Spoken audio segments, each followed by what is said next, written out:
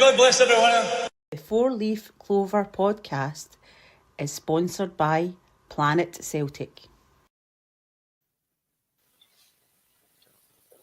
Good evening, ladies. Howdy, folks. Howdy.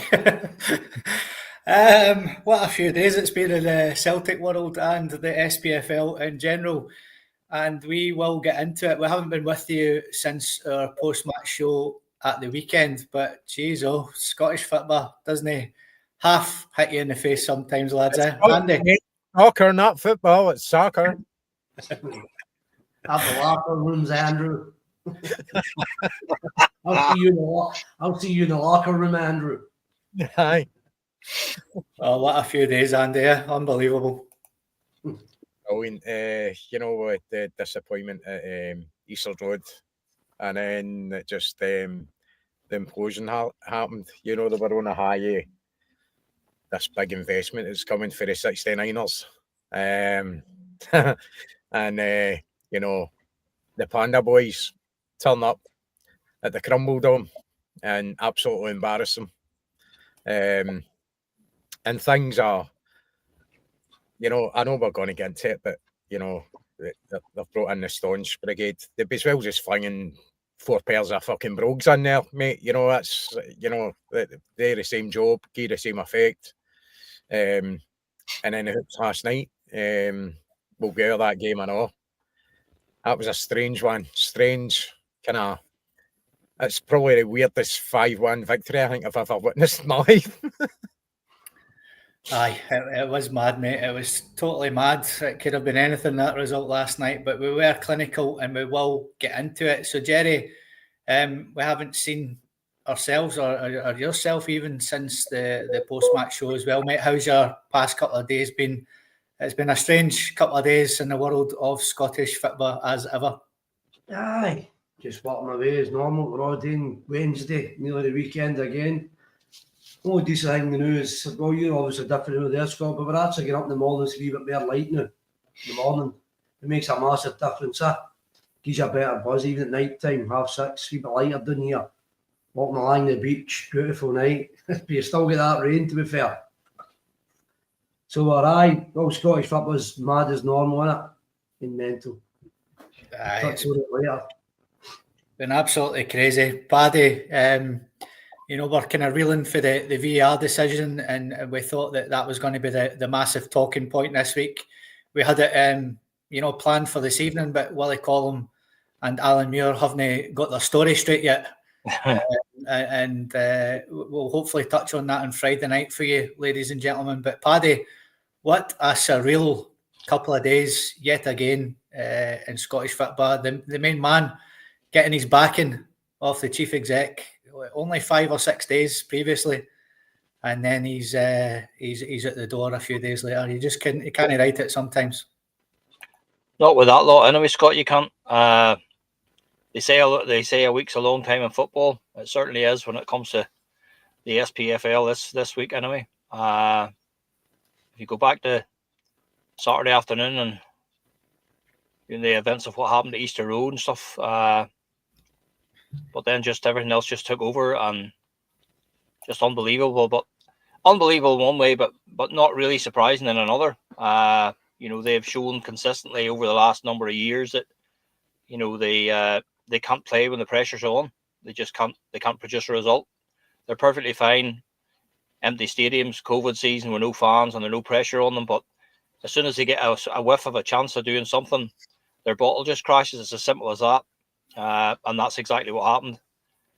I don't know. I'll miss the big man. I will miss him. I'll miss his waffle after the games. I've said before, he was on a par with Pedro Caixinha. Anything that he came out with, Clement seemed to try to better it on many an occasion. So, and it was actually bordering on farce there at the finish. I know we'll talk about it later on, but it really was bordering on farce there recently. But it's just been a strange few days altogether. And, as I say, it was very, very... Saturday evening for me was really surreal because you'd kind of sort of got yourself ready for the fact that your lead was going to be cut to 10 points, and you're sort of trying to say, well, that's not too bad. We're still leading by 10, you know what I mean? And then to 2 goals for St Mirren going in there, just turned the evening completely. And then you end up losing a game, but you end up increasing your lead by 1 more goal. You know what I mean? It was just a surreal weekend, and then the events of that the events of the days after have just taken over. But I'm like you, Scotty. I was waiting patiently to see if there would be any update on the goal that wasn't. There's probably still a few funny handshakes to be done before they come out with whatever the official version will look like. But I'll be waiting with bated breath to see what exactly they say and how they explain this one away. Yeah, Willie Collum's normally really good at coming out and letting us know about all these sort of things. And as most of you know, I work night shift, so as soon as I woke up this afternoon, I was straight on YouTube on the SFA's page looking for that video review with Gordon Duncan, which mysteriously hasn't happened yet for some reason.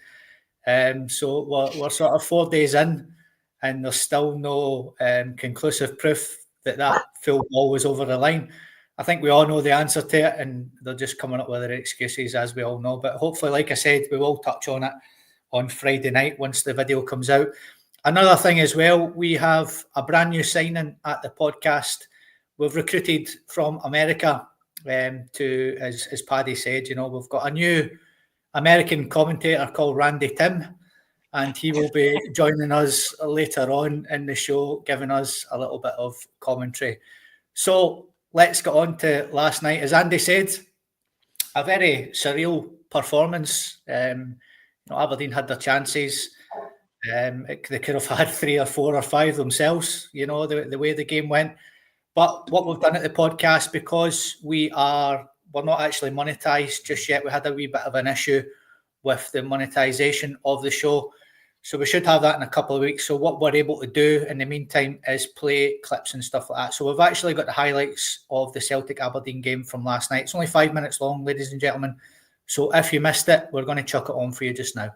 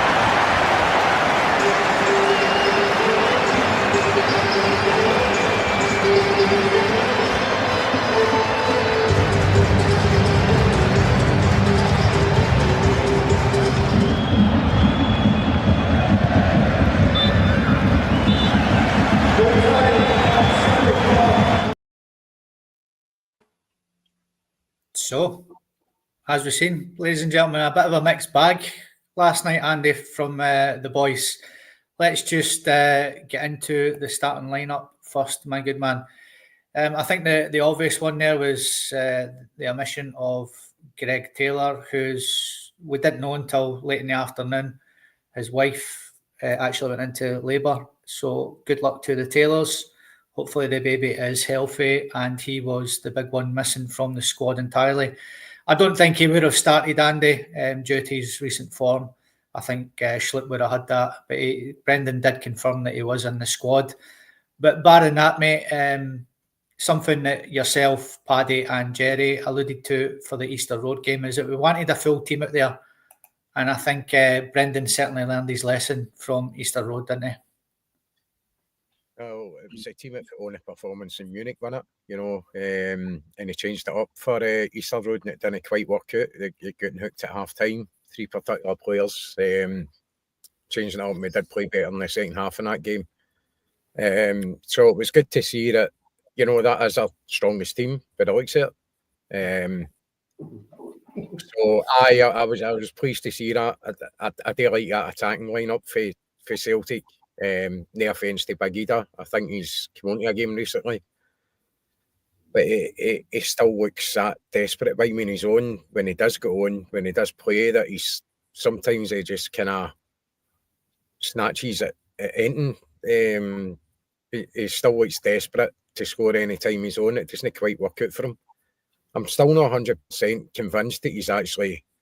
I know he is, technically, he's a Brendan Rodgers type of player now, that kind of physicality big guy, but I'm just not 100% convinced with Ida, so I think that's definitely our strongest lineup. And you look at Maida, who's the top scorer, what is he, 24, 25 now goals? Oh, yeah. Obviously, his assists now. A guy that's played the majority of the season on the wing, scored that many goals, and he's proven that when he's moved into the middle, he's absolutely lethal, whether it's for the left wing, the right wing, he pops up where other players right in the right place, and his finishing has really improved, and that's obviously with the numbers, that's you can't deny that with Maida. So I'm happy enough with that lineup before the game started. Yeah, bang on, mate, absolutely bang on.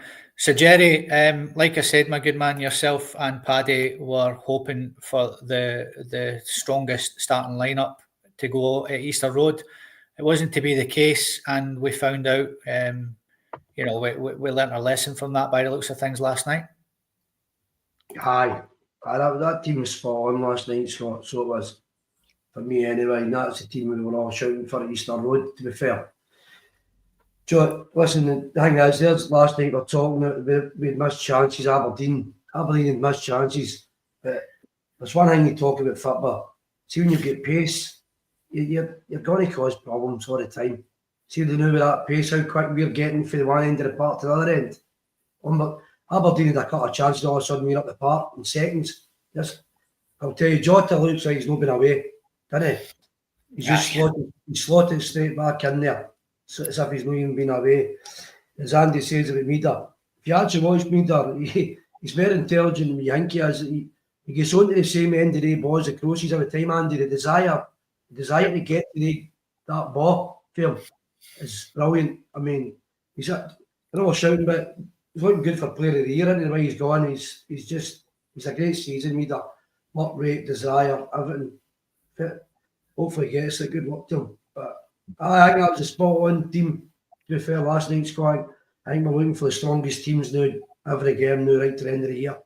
So Yeah, bang on, man, bang on. And Paddy, we only need 5 victories now, and that is another league trophy in the bag.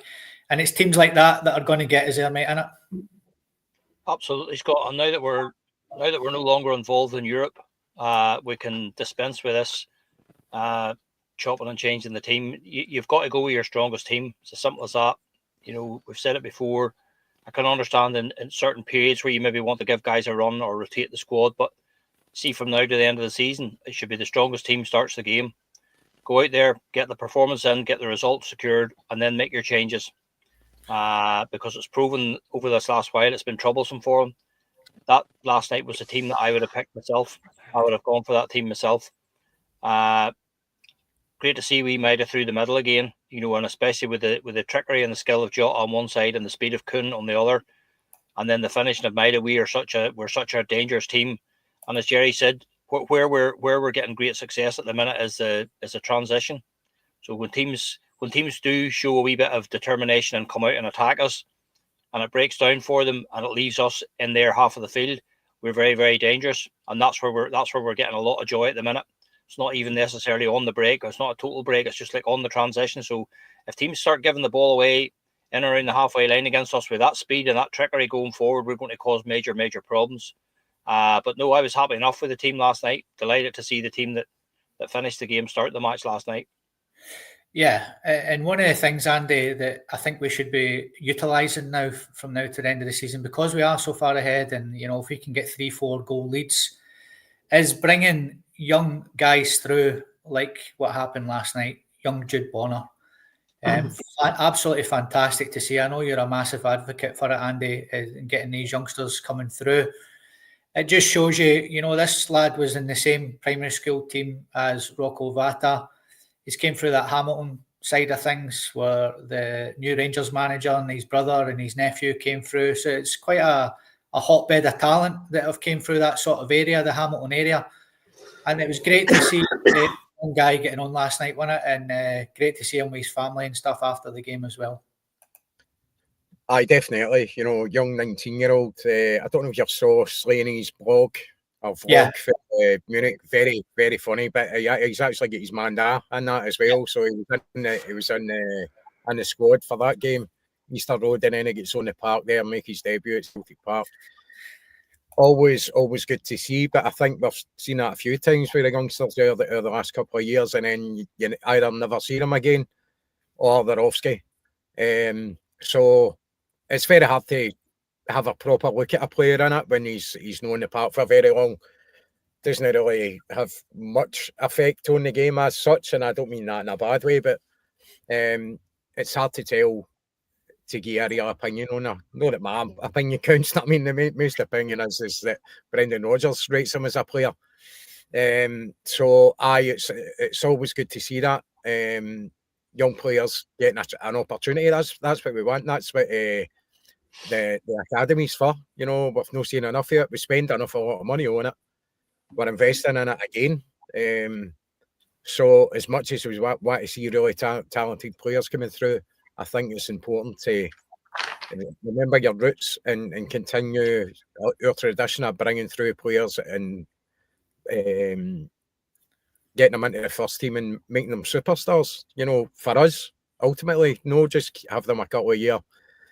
Or like say, since they're 8-year-old, and then when they come to kind of adult age, they're away down the road somewhere, we've put all the development in and they just saunter out the door. So I think if we can keep a hold of our most talented young players, then we've got a better chance of actually giving them an opportunity. But they don't seem to hang about long enough to fight for a place, to be honest with you. I think a lot of them think that they're on the bench and they automatically should be putting Arnie Engels out the team, or Hattati, or whoever it may be. It doesn't work like that. You need to earn your place. So, but still good to see. And sorry, before we move on, if it's really funny, but you probably know what I'm talking about. Where he shouts the guy in, Slaney shouts the guy in, the thing, maybe what's his name, it played with Celtic. Lewis Tosney. He takes his pipe off and they're stunning, dancing, bouncing about, and the wee guy walks away. He sings a wee song, walks away, man. He's like, that's a Polish. It was a Polish guy with the police heel on the back of his jumper. Oh, brilliant, man. It was top class. I actually retweeted it onto my Twitter page, so if anybody's not seen it, please go and watch it. The open goals, Slaney goes to the Allianz Arena, and he just goes up to a random couple in the airport, and it's actually young Bonner's mum and dad. Mm-hmm. And he meets him outside the stadium and everything. It's obviously not planned at all, and it's just mental. And they were so proud that he was on the bench. They told him, in the airport, that he was on the bench, and they were hoping to get on, but obviously, you're not going to bring a young boy on, and how tight the game was over there. But it's definitely a cracking laugh and worth a watch. So, Jerry, it was great to see the wee man, Jude Bonner, coming on. It's something I think we should utilise a bit more. You know, I've been an advocate now. If Greg Taylor, you know, if he wants to leave and he is leaving, I don't see the point in keeping him in the squad any longer. You know, just if you want to leave Celtic and you don't want to wear that jersey, then just go. And we can get these young left backs that are sitting in the club, maybe the third choice left back, sit them on the bench and utilise them for these last 20 minutes when we're 3-4 nothing up, mate. This is the time to bring these young boys through. We've got such a big league in the league. Bring them through, mate. Give them 20 minutes. Give them the experience of Celtic Park. And, you know, I'm all for that. And it was great to see the boy coming on, making his debut last night. Aye, definitely. I think he was part of the Mull United, wasn't he? Mull United team. That was all right. Good, a lot of good players coming out there, you're saying.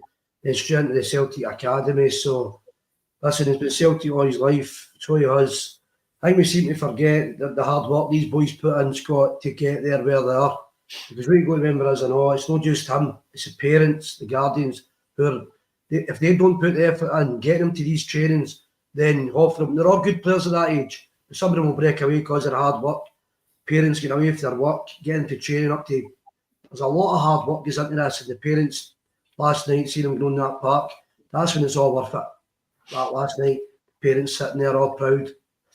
And aye, Celtic's got to try and keep talking about it, but they've got to be good enough as well, and they've got to be good enough as well to get in there. Because Celtic's got a lot of good players and a good squad now. But aye, listen, just happy for him and his family, because I say I know what kind of hard work goes into it, and it comes to just every day. Not just you as a football player. It's so brilliant. Yeah, it certainly was. And Jerry, we know, you know, what young Billy Gilmer went through, you know, with his mum and dad, what they done, what his father done, you know, finishing his work, taking the boy up to training straight away and things like that. You know, it is a lot that they put in, and that is good to see that come to fruition. So, Paddy, just touching on Jude Bonner, obviously we've not seen enough of him at the minute to make any sort of judgment. And we're not going to make a judgment on him, obviously. He's only 19-year-old and it was his first game. But just brilliant to see the boy coming through and getting his first team debut last night.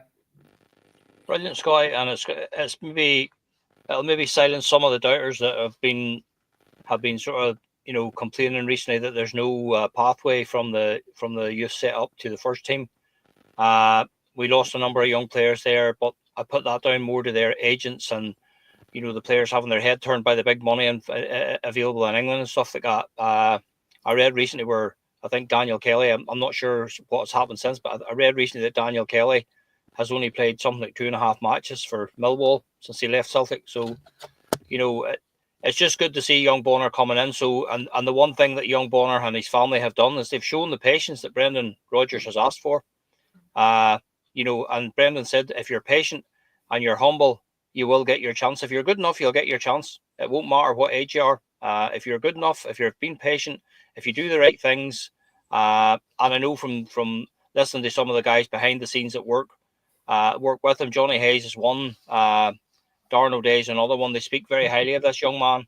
And you know, when people forget that, as Jerry said, it's not just about being a good footballer. You know, there's a certain profile needed to be a Celtic player. You have to have a certain profile, you know, and you have to, and that in that profile is made up of a whole lot of things. It's not just your ability to kick a football or run around a football pitch.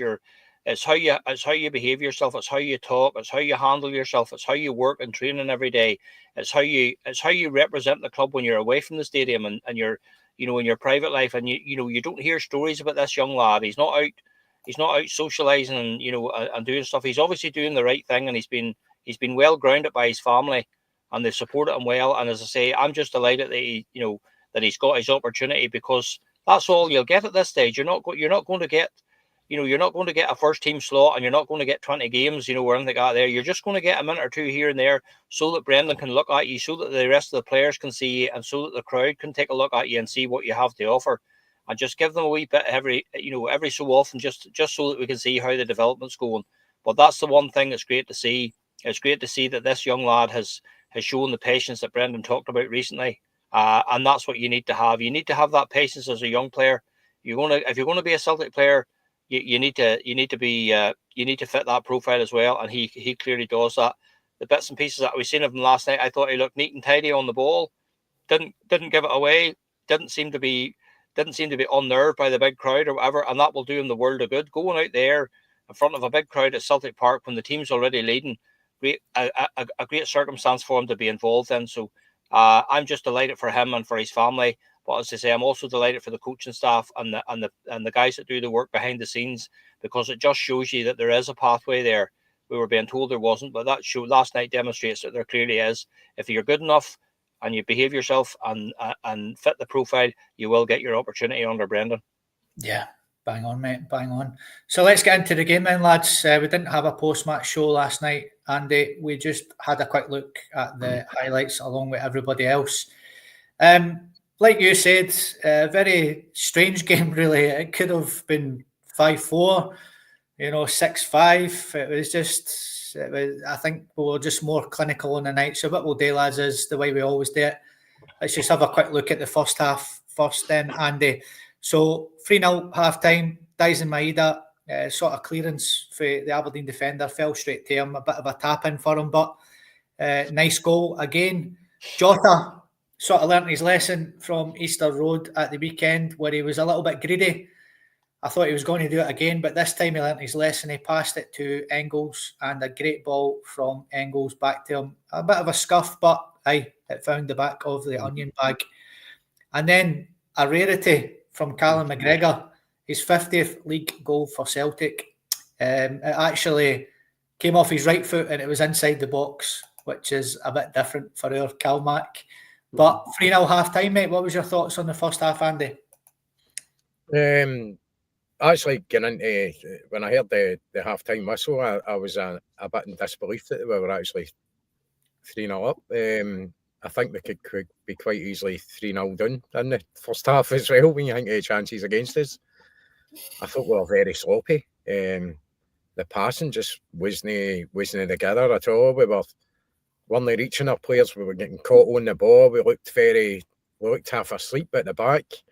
If Aberdeen had been more clinical, that game could have turned out to be something a bit different than what it was. But who's going to complain? You're getting in it 3-0 at half time and the game's done, really. And as bad as the first half was, or no great, let's be honest with you. I mean, MD saying we had a good first half. Looking on paper, it looks a good first half, but I'm talking performance-wise. It certainly wasn't. But then you're hoping Celtic are going to come out in the second half and obviously improve, because Brendan must have went through them with a ton of bricks at half-time, because that's the kind of standards he doesn't put up with. It's way off the mark. You're at home. You've just had a really disappointing defeat at Easter Road. This is the time to come out and put your performance in. It's just a pity that it took us into the second half before they actually started moving the ball a wee bit better and looked a bit better. But we're 3-0 up at half time. Effectively, the game's over. The 3 points are in the bag. So you've got to be happy that overall the season, I think we've been absolutely fantastic this season. So it's not as if we've been on a kind of spiraling out of control with losses and draws and stuff like that. It's just not been like that at all. So overall we've been on the ball.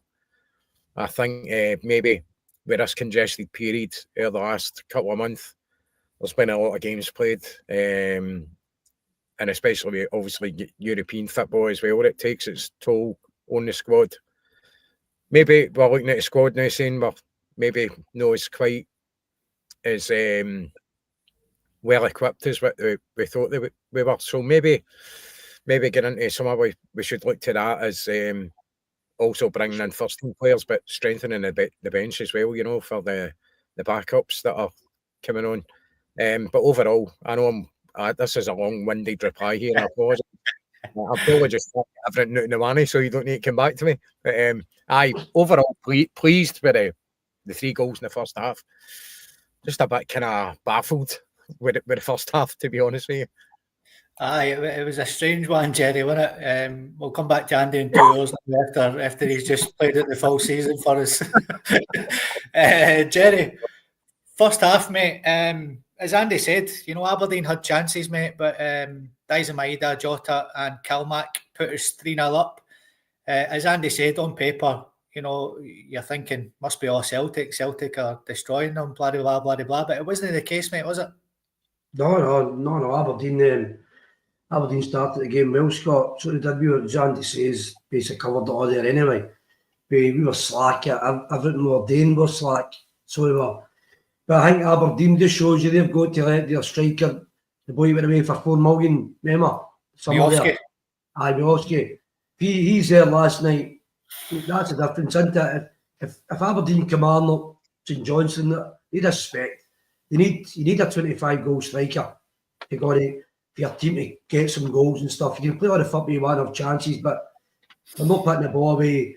Listen, you've seen it with Celtic early European years when we used to play teams and we'd miss our chances. Then the good teams just came to foot at the end, bang, bang, cut our chances. It's a bit like that, I thought. Aberdeen had their chances.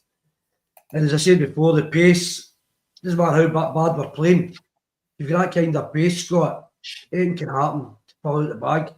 But we can't be too critical of Celtic, you know what I mean? So it's Celtic Park anyway. I mean, that's only 3 goals I've let in, isn't it? All season. So, Celtic defence. What's that? All against Aberdeen. I think it's 48 goals for in it and 3 goals against. I mean, at home. So that just shows you the attacking pace. The first half was a bit like the Pubs game. I thought the first half was just a bit slacky. But second half's a different ball game. As you say, Rodgers must have got him in there and turned it around.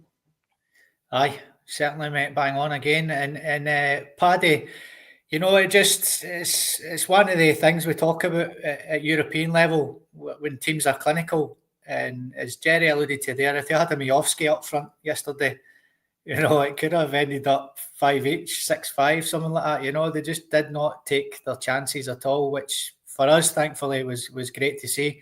But 3-0 half-time, 3 good goals. And I liked that Jota actually squared the ball for once to Engels, who picked him out expertly after that. And 3-0 half-time. And a lot of it was down to our own sloppiness, Scotty, to be fair. You know, I know Aberdeen created 1 or 2 things, but we sort of played into their hands by being very, very sloppy. We even saw a very sloppy couple of minutes from Kasper Schmeichel, which is very, very unlike him as well. He gave 1 ball away in particular, and then he tried to ball out Big Trusty when it wasn't his fault. It was Schmeichel's fault.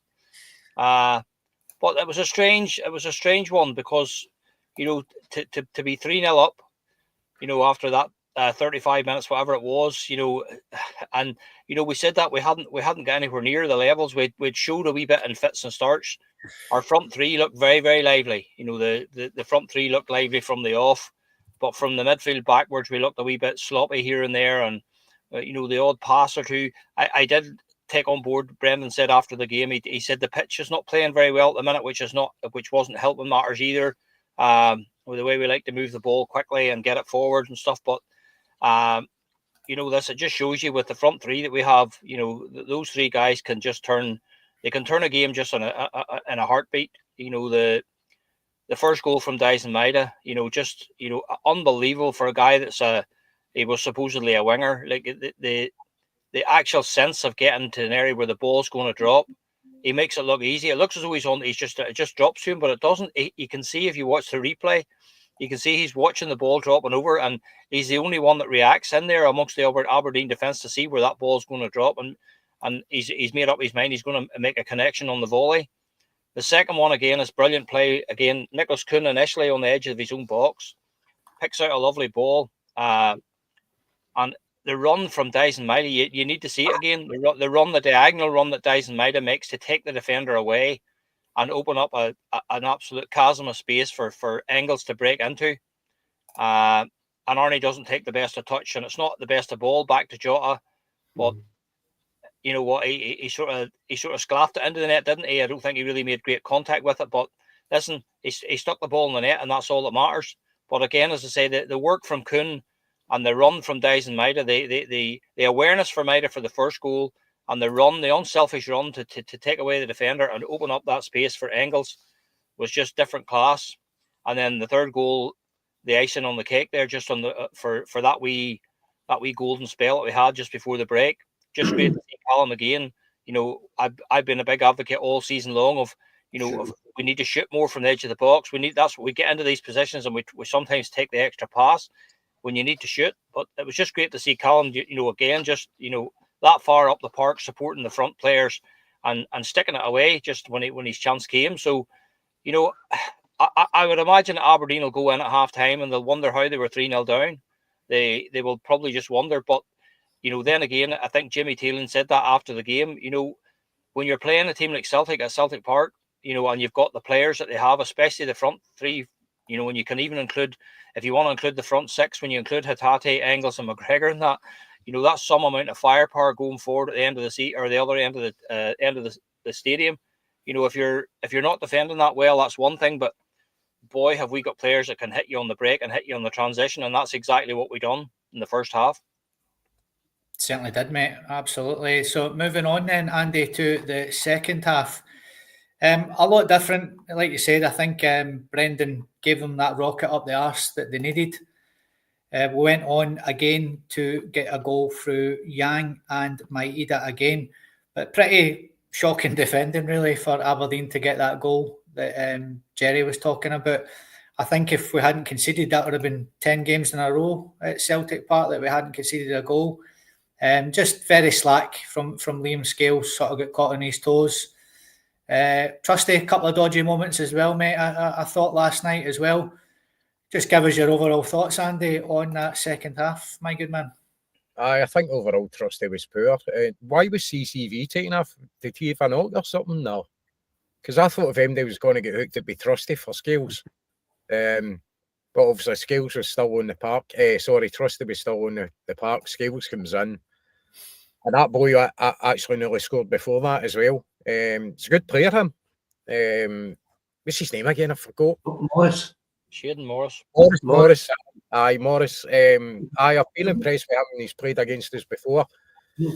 Doesn't seem to start a lot of games right enough, but he's quite effective. So I got out once with him, and the second man scored. And Scales, actually, when you look at the game, the goal again, he's way off him. He's way out of position.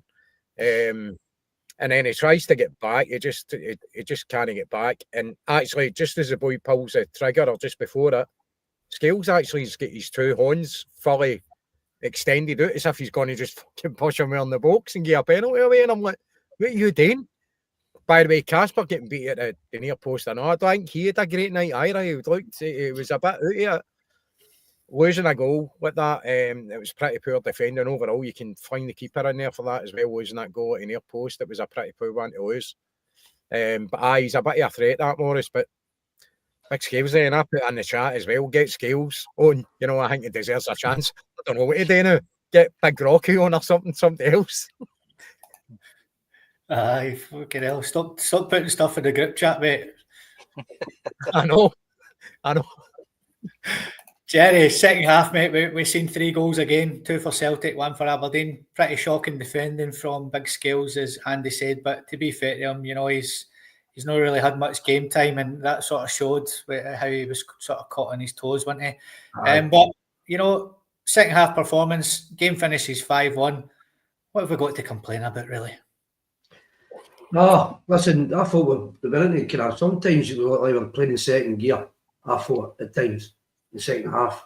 I mean, Engels, once again, great game. Man of the match. Do you see McGregor's 50 goals, Scott? Aye. Yes. That's him getting his ninth this season. So it is, mate. That was him getting his 9th as well last night for this season alone. So, listen, and Yang off the bench, I reckon, I know there's a lot of folks saying, do we keep him now? Do we loan him out? It's back to that again. He's showing signs again, but it seems to be always when he comes off that bench. We've talked about this many times. I bet you any money Yang's brilliant in training. I bet he's one of the players that just I like, and I bet you Rodgers is pulling his hair out his seat with him, because I could just imagine him being that trickery in training and nobody getting near him, Scott, then coming on the sub and doing that. But when he starts him, he lets Rodgers down when Rodgers starts him. So It's a hard one, me, Yang, because time's running out for him, and you can't see what he has. And that goal last night, the passing up to that goal, that was different class, by the way. So it was. Yeah. And for the Aberdeen goal, I think Big Scales, just because he just came on as sub, I think he looked like he was running the fucking 6 foot of Tico at one point. He was running back to line. Very slow looking. But second half, listen, 5-1. As I say, we carried 2, I think that's 14 wins. Was it 13 wins at home? We are 14, 1 draw, 48 goals, 3 against. Listen, can't be too critical. Just a performance the first half, but second half I thought brilliant. Aye. And I think our James has been looking at our notes here, Paddy. We're going to bring that up. So 100th appearance as well for Alistair Johnson. It's good to see that we're signing the left-back equivalent in the summer as well. He's been absolutely brilliant for us, Paddy, isn't he? And just touch on that second half as well, my good man. He's been different class, Scotty, since the day he walked into the building. You know, his first involvement in a game against Rangers at Ibrox.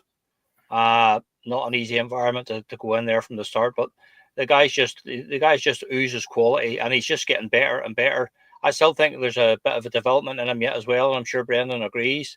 You know, we can still develop him and make him into a better player, even better player. But he's just been different class for us, and you know, we're at the stage now where we're a different team when Alistair Johnston's not playing. We're absolutely a different team when he's not playing. You maybe couldn't have said that, you know, 6 months ago or a year ago, but you can see it now.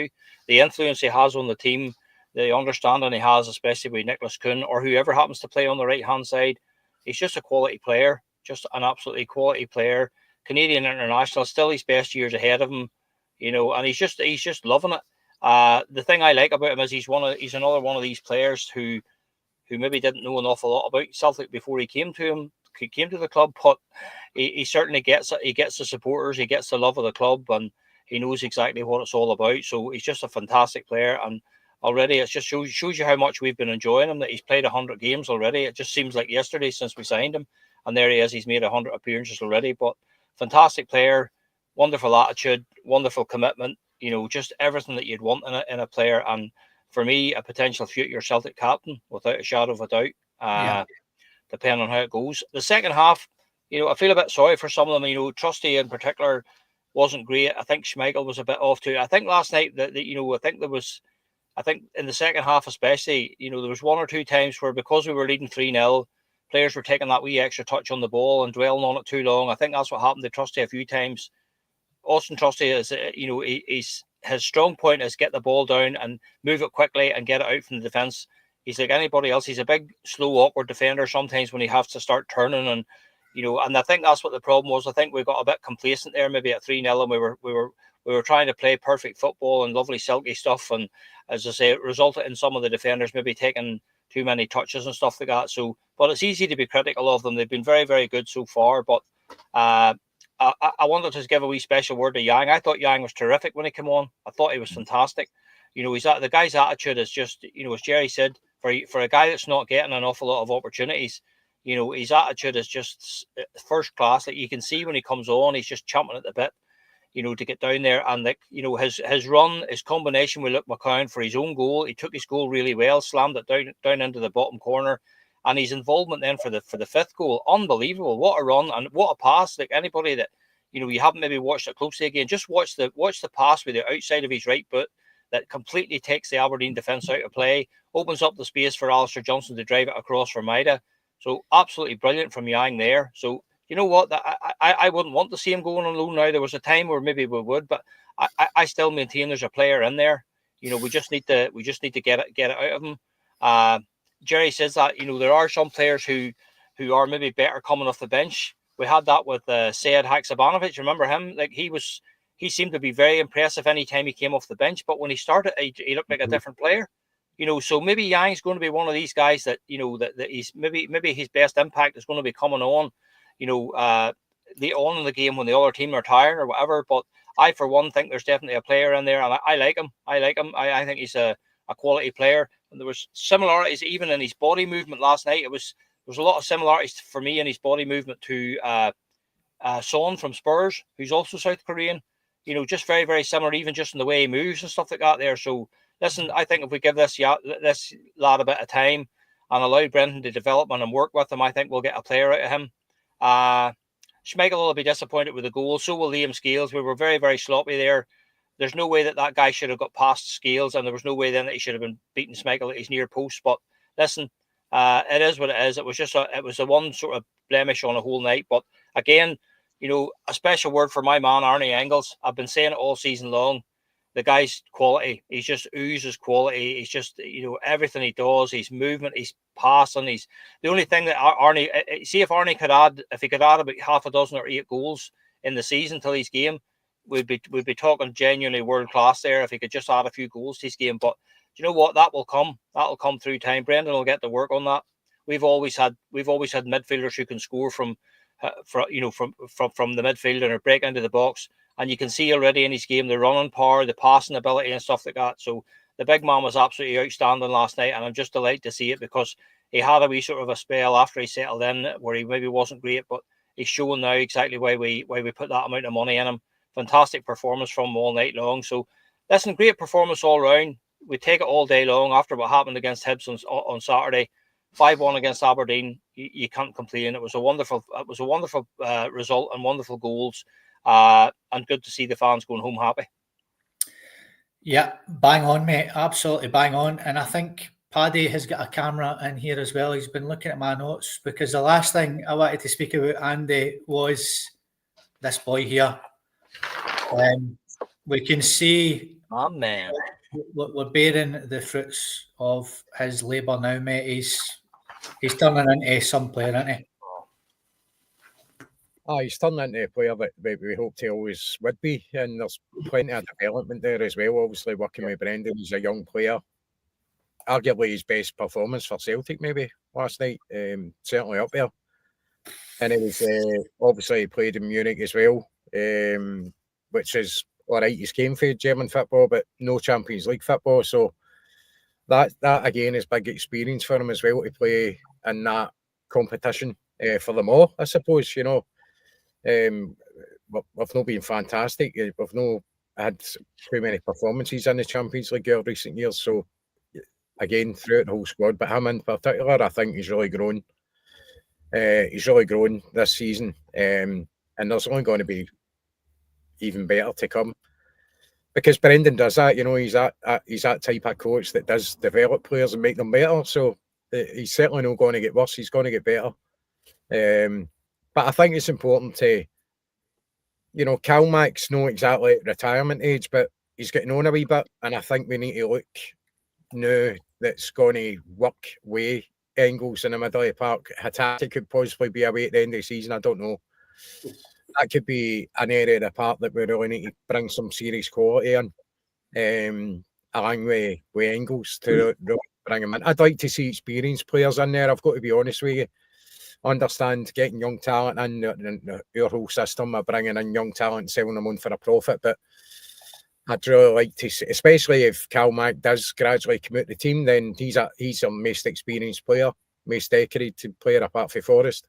But Forrest obviously being injured. I think incidentally, just talking about Yang, that if Forrest wasn't injured, you just wonder how many minutes Yang would have got on the park, don't you? Would they have brought Forrest on instead of Yang in certain situations? But fair play to him, he's done well. But I think overall, Engels, possibly his best game last night. Aye. People going on about my Brad Pitts here. I've got double Fs. Just leave me alone, okay? There's nothing I can do about it.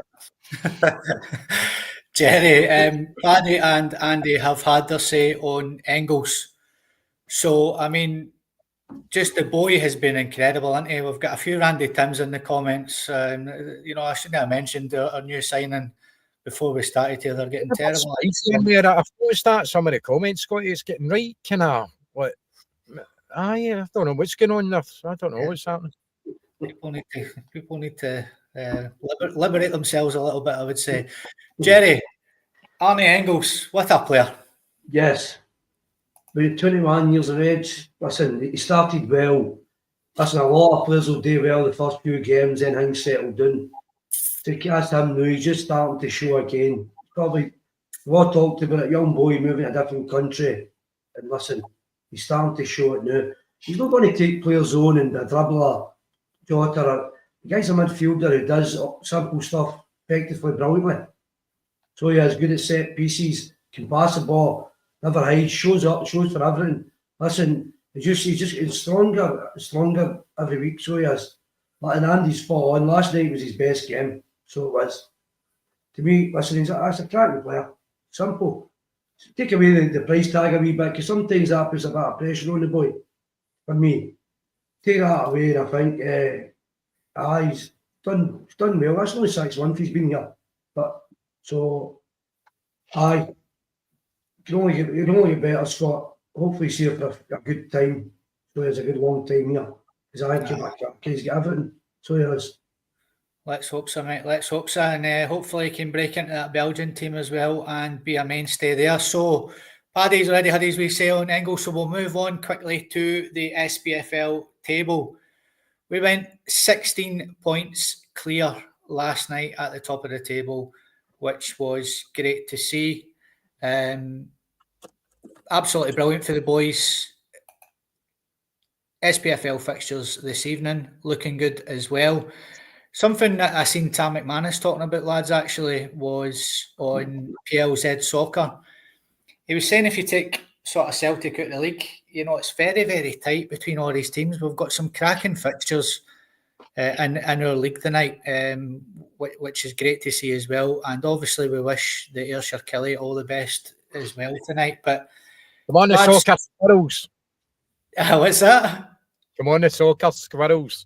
The Soccer Squirrels. Shall we go on to them now? Shall we do that now, Andy? Shall we have a wee...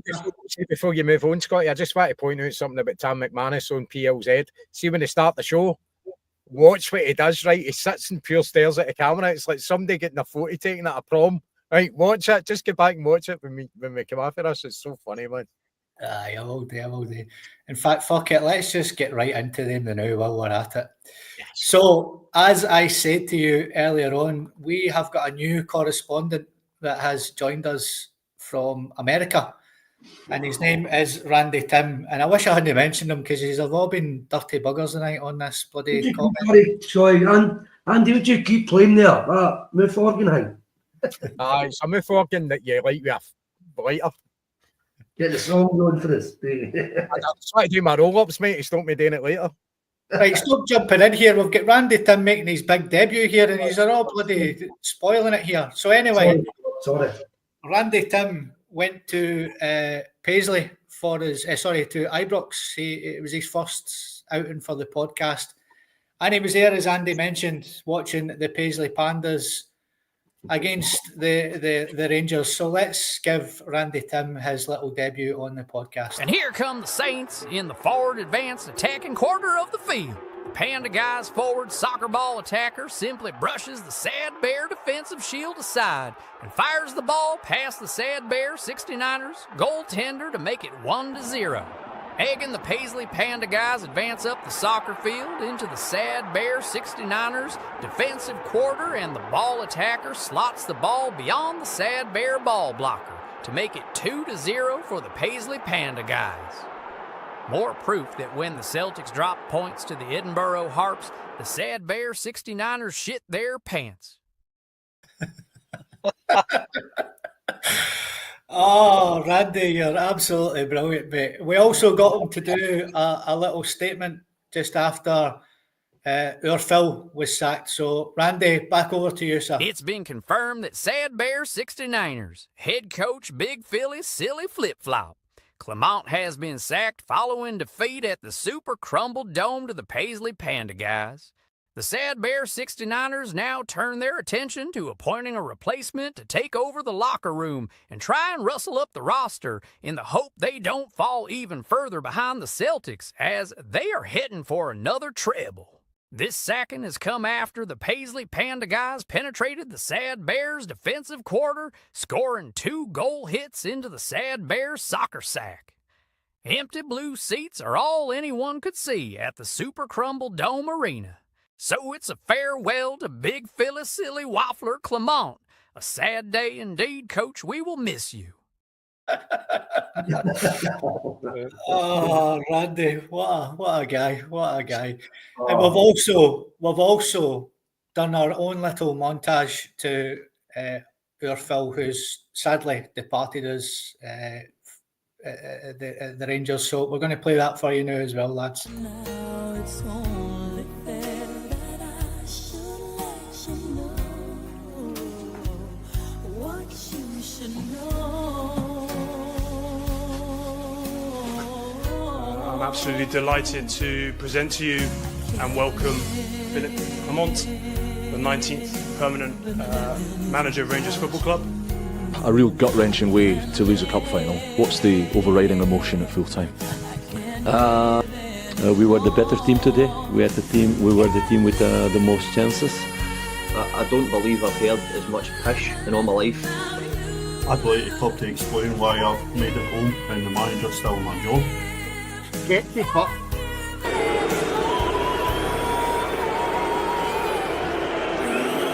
This here, Scott, I've worked against 5 Rangers managers. And every time Rangers were coming, every time, at some point. So for me, it's normal. Unbelievable, man. What a man Phil was, wasn't he, Andy? Going to miss him. We are going to, I think, listen, see if they think that things were bad under big flip-flop. Just wait till they see what Staunch Barry does. He will absolutely bury them. Aye, bang on, mate. I mean, Jerry, barring the fabulous 3-3 draw that he got, that's a big thing that sticks out for me when they won the league, that 3-each game. Just some of his comments, mate. I thought Pedro was bad, but I think Phil's been the best I've had yet. Holy fuck, man. Try to do a straight face, mate. Every time I think of me, I think of Basil Fawlty, mate. Nothing about so I do. It's big Basil Fawlty, mate. Excuse after excuse, man. Honest. You wasn't sitting there, right? Cute, man. I got to come up here. And you know what? Let's be honest, the media actually fell for some of the excuses to start with. But they did. But I'll tell you, see, for me, Ferguson, I'm just one for. He thinks he can go in there and just hang me players now. Ferguson can't talk to the players the way he gets spoke to. Yep. You know what I'm talking about? These guys will just go to the chairman now, or their agent. Barry Ferguson thinks he can go in there and start screaming and shouting to these guys, Scott. Different ball game now. And that's the same across all boards, football, working, joint, whatever you do in life now. You can't speak to people the way you used to get spoke to. If he thinks he's going to go in there and start shouting at folk, then what happened to Neil Lennon the Hibs Sunday? One of the players. Yeah. Lennon no shout at one of the Hibs players and they went to the agent and went to the chairman. Florian Camberry. That's all style management. You can't treat players like that now. Yeah. So that'll be interesting about how he's going to bite his lip. You know what I mean? I just don't know how he's got to do that. Big Basil Fawlty was different class, mate. So he was. Brilliant, man. Paddy, he is. He was shambolic, mate, wasn't he, as a manager? I mean, the excuses, imagine he was a Celtic manager and coming away with stuff like, but we had more shots. We get beat 1-0, but we had more shots on goal and the 3 each, the celebrations with the fans, just everything about him was just comedy gold, wasn't it, mate? It was just bordering on farce at the finish there, Scott. And it was. I don't like to say it, but it was getting to a stage where it was becoming that laughable. Some of the stuff that he came out with after the games was just, he was a sore loser, as well. He was a sore loser. He never once gave any opposition team credit for what they did. Never once came out and gave them credit. I saw them well beaten against other teams as well, Celtic. And he never once he hadn't the sense to come out and at least pay tribute to the other team when his team were well beaten. And then there's the other stuff as well, like jumping over the hoardings at Hampden to celebrate, beating St Johnstone in a semi-final. And if you remember the 3 each draw, Ibrox going around the pitch, they thought that was it, job done. You know what I mean? Celtic have come here, they had to win the day, they didn't win. We're on the pigs' back. And then they go out and lose the next 2 matches to Ross County and Dundee. Just crazy, and you know what? There's, you know, I have a couple of mates, long-standing mates, who are actually genuine Rangers men from many years ago. You know, and there's times when you actually do feel sorry for them, because at the end of the day, the stuff that he's coming out with, you know, it's in many ways he's insulting your intelligence. You know what I mean? He's insulting the intelligence of people who actually, you know, we're not experts by any manner of means, but we understand football. You know what I mean? And for me, like, definitely, I will miss him, because definitely I remember being gutted to hear that Pedro Crisinho had gone, because I really enjoyed him as well. I thought he was quality. And Big Clement has been the best thing since Pedro. So I will miss him. I'll miss his waffle after the games. I'll miss his, you know, his constant excuses for this and excuses for that, you know, and stuff like that. But listen, it is what it is. But as Andy said, you know, the Rangers fans need to be careful what they wish for. You know, they've got rid of him now, but you know, is it going to be a case of out of the frying pan into the fire? Aye, let's see. And then there was talk of a takeover. Now they slag us off for flying the Irish flag at Celtic Park, but it wasn't long before they were out selling the Stars and Stripes, you know, and waving them about Ibrox on Sunday as well. So let's get a wee laugh about that as well. The takeover's been confirmed. Yeah, I mean, I think if there's an impending takeover, sorry, Brian. Sorry, the takeover is not speculation. See the Celtic fans in the comments who are absolutely terrified of Rangers getting money. You're going to have to accept it, because the takeover's just about done. So just accept it.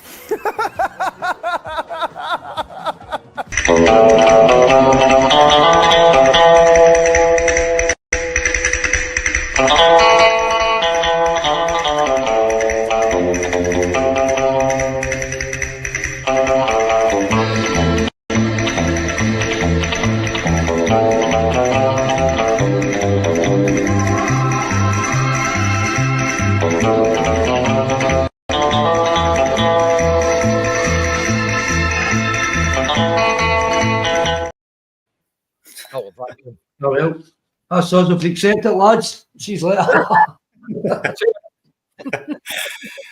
Andy, they could be taken over by a chic billionaire. The financial fair play, you know, about making money and all the rest of it. I think we sold a B team player for more money than they sold 5 of their first team players for. You know, a guy that couldn't even get in our first team. That's the levels that we're at. What are you thinking about this takeover? Just another smoke and mirrors? Aye, I think so. And they're adamant it's going to happen. And I initially broke with Keith Jackson, the fucking truth talker. You know, the guy talks bang on the shite. There's reasons why people don't buy newspapers anymore. It's because people like him write for it. Just grab any old nonsense. The thing is, there's no actual real kind of facts or figures or anything being spoke about here. Who's involved? Simply the 49ers, and it's not even going to be that. It's going to be, I think they might have some involvement, but what's in it for them? Which, you know, to invest a heavy amount in a Scottish football team doesn't make sense to me, right? Because obviously you've got financial fair play, you've got to balance the books within 3 years, or you get penalties, you know, you get point deductions, you get fines. Man City's gone through it, the new Chelsea went through it, they couldn't sign players. So I think the English one, I think there's different versions of it, but you've got UEFA, the English Premier League thing. I don't know what the Scottish one's like, but it's going to be the same.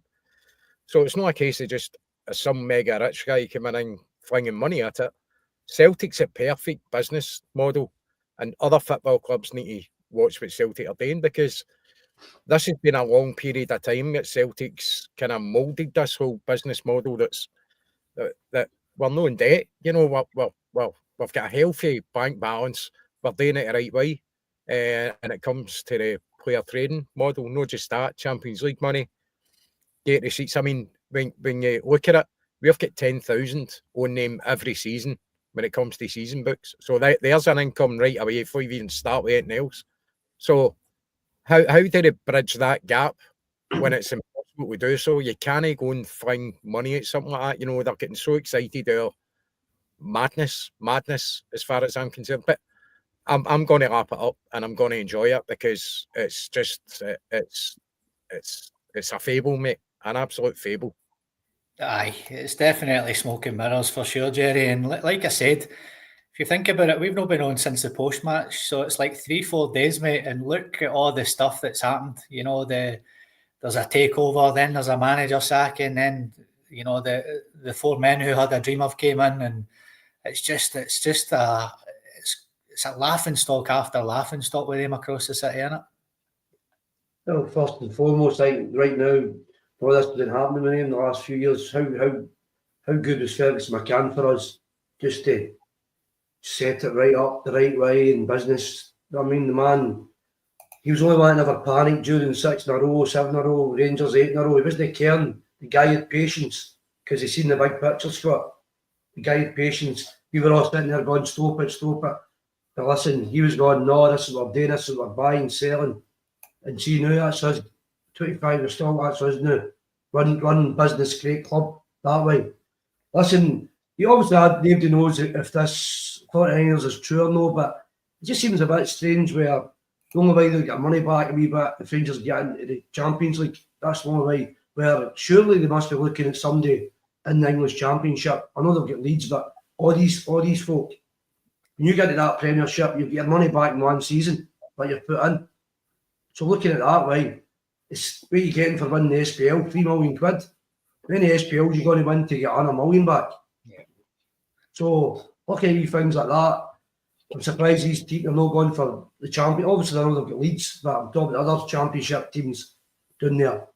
So to me, going for a Scottish club out with Celtic, it doesn't add up. I don't know how you can get money back in that kind of situation, but don't know if it's true or not, but the only time will tell. Aye, I don't think it matters, Paddy. I mean, are you with Martin from the Rangers rabble, mate? Are you sitting there absolutely shitting your pants, mate, because it's happening? Not in the slightest, Scotty. I still maintain to this day that that it's basically it's a story that's fostered in the media. Just I'm a wee bit delayed here. I've got it on the side of me here. 2 seconds. Big throwing into the box. Header out. Oh, it's fucking froze. Dearie me, man. I need to watch it in my room. Right on my way to watch the rest of the Rangers game. Catch you later. They need me on a takeover now, Paddy. I think it's. I honestly do believe, Scotty. They're looking for a good news story based on what's happened with all the negative stuff that's going on. And who better to come up with a good news story than the Scottish media? They've done it for years for them. They propped them up for years with this nonsense. There's been absolutely no comment from anybody relating to the 49ers or any other club or any other business. There's been nobody made any statements. The one element of truth, believe it or not, that I've actually seen coming from us came from Dave King, where he actually made a statement to say that people shouldn't be jumping to conclusions at the minute. It's still very early on in the negotiations, and that came from Dave King, who's not exactly the most reliable of sources, but he's the one to me that has come out with the most accurate story so far. He actually cautioned the other day that people shouldn't be jumping to conclusions by what they've heard at the minute. He said there are negotiations, but they're at a very early stage. Keith Jackson had told us that they were at a very advanced stage. But listen, these guys that make their money in big American sports, they're not about to come here and give somebody a blank check. That's not how those guys made their money. That's not how Fergus McCann made his money.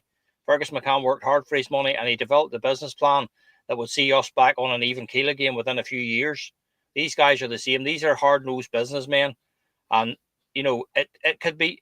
Listen, Scott, you see, to get overall control of Rangers, to get overall control and get the majority shareholders paid off and all the rest, it could take upwards of maybe 150 million. And that's just to get the debt paid off and get the control of the club. So whoever's going to come in and be prepared to do that, and again, they're talking about, it's a chance to maybe do something with a big Scottish club in Europe. Well, sure, is there not a far better opposition or better proposition just across the city? You know, we're in the Champions League. We're playing in the Champions League now, year in, year out. We're winning leagues. We're winning trophies. We're signing players. We're selling players. Sorry, Paddy. Is it Sorry, 2-0? mate. Sorry, mate. Sorry. Sorry, I'm Paddy. just 2-0 now. oh, it doesn't freeze. I think I'm a wee bit. It Aye. is. Oh, fuck. Are we allowed to show it? Are we allowed to show us on this? Aye, go for it, mate. Chuck it on. Sorry about that, Paddy. No.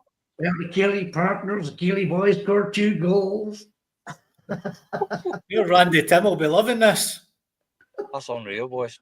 That's no right, man. They've sacked it, haven't they? The players have sacked it. Brilliant. So we'll try and get off as quick as we can then, folks, so you can go and enjoy the show. But a couple of wee things then. We'll try and wrap it up for you then quickly so we can all get away and watch the game. We've got Barry Ferguson's... We've got leaked footage, actually, of Barry Ferguson's interview for the Rangers job. So we've got that for you here as well, ladies and gentlemen. How many vowels are there in the English alphabet? 14. 12.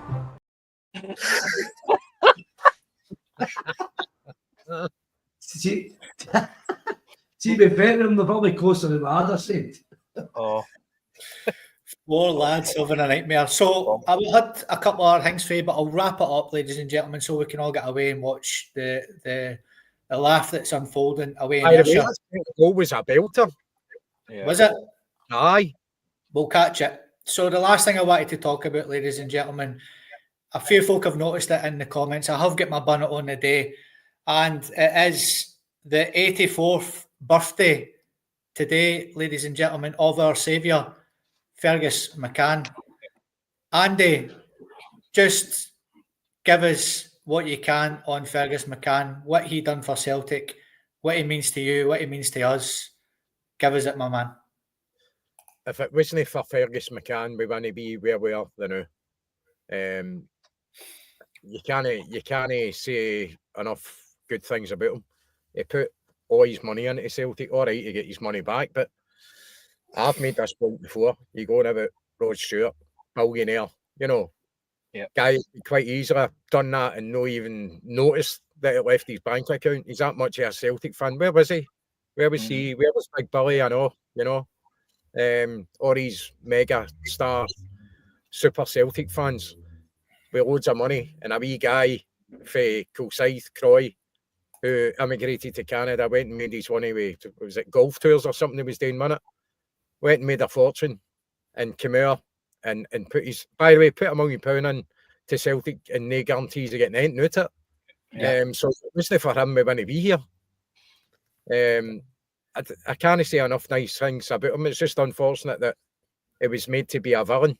It was made out to be a villain. They certainly wasn't Celtic's best interests at heart. And this is why we are in this position now when it comes to dominance in Scottish football and financially well ahead of the pack. It's his shrewdness and running a business and treating Celtic as a business, because it had to be done at that time, because the people that were in charge at Celtic before ran it into the ground and absolutely didn't give a shit about anything by themselves. Certainly no the fans either. So he's a hero, an absolute hero, and happy birthday to him. Aye, definitely. And well said, Andy, by the way. That was brilliant, mate. And Jerry, 84 years old. We talk about takeovers. It's been the talk this week about takeovers, things like that. But this man has showed everybody how to do it. You know, come in, rip it all up and start again. That's exactly what he done. And we're bearing the fruits of it now, mate. We're seeing what that man done, you know, years later. Yeah, you division, Scott. Andy says, brilliant hero. No, just a wee bit hanging now, I just say we give him that day with the flag and we hanging a wee bit, moving a wee bit, to be fair. I think we've got to change our attitude to that now and realise what he did. He did say what he was putting in and what he was going to take back out. I think maybe we expected him to maybe leave halfway what he was going to take and maybe help us again, but he done everything he says he was going to do, never lied, and he stuck to a plan. And now he was grateful for what he did. And because at that point, some folk were going to come in and take us to Cambuslang and stuff like that. No, he was up against a good Rangers team, by the way, and we were still building a stadium and everything else, and we still kept competing, try and win. But Listen, God bless the wee guy, man. Thanks for him. Aye, brilliant. Aye, absolutely sensational. And Paddy, I'll leave the last word to you, my good man. 84 years young today, Fergus McCann, our saviour. Yeah. Just give us it the way you always like to talk, mate. You're very eloquent in the way you speak. Give us it what you can on Fergus McCann, my good man. Scotty, it's very simple. The Celtic Football Club that we all inherited from our ancestors, our parents, our grandparents, our great-grandparents before us, would have been no more had it not been for Fergus. Absolutely no doubt about that. We were less than 10 minutes away from having the rug pulled, completely honest, by the Bank of Scotland. That's how close we were.